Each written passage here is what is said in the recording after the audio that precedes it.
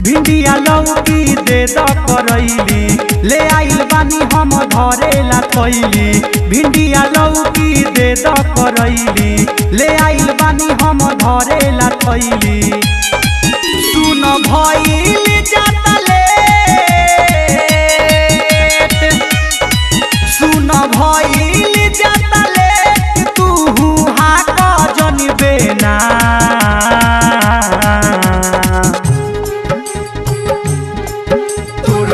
बाटे छेना रे, गुरमाल बाटे छेना रे, छौरी हमरू के देना रे। गुरमाल बाटे छेना रे, छौरी हमरू के देना रे। भिंडिया लौकी दे द करैली लेके आइल बानी धरेला थैली। भिंडिया लौकी दे द करैली लेके आइल बानी धरेला थैली। सुन भइल जाता लेट, सुन भइल जाता लेट, तू हाक जनबे ना।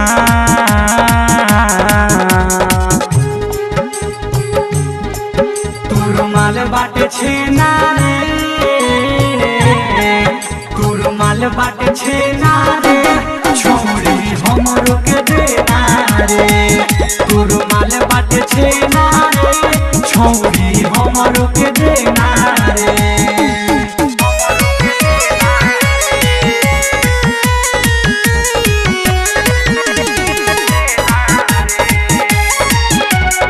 Ambe recording studio Delhi.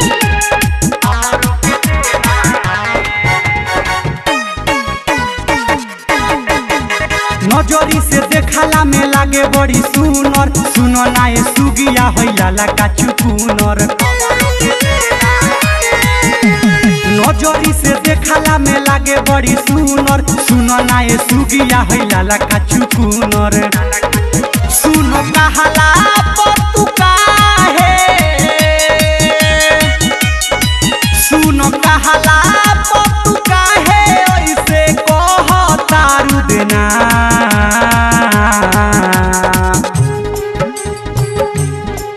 गुरमाल बाटे छेना रे, गुरमाल बाटे छेना रे, छौरी हमरो के देना रे।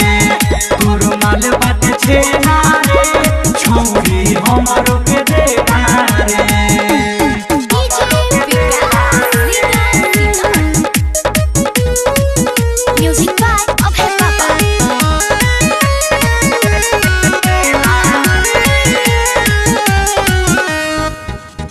परदेसी पिया से तू रुपिया लो 10 के, हमारा के जाए दो ना बोरिया में कस के।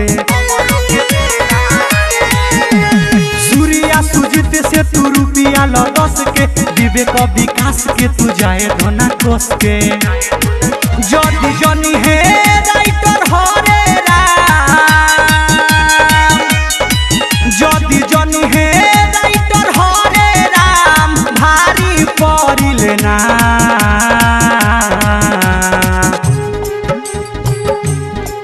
गुरमाल बाटे छेना रे,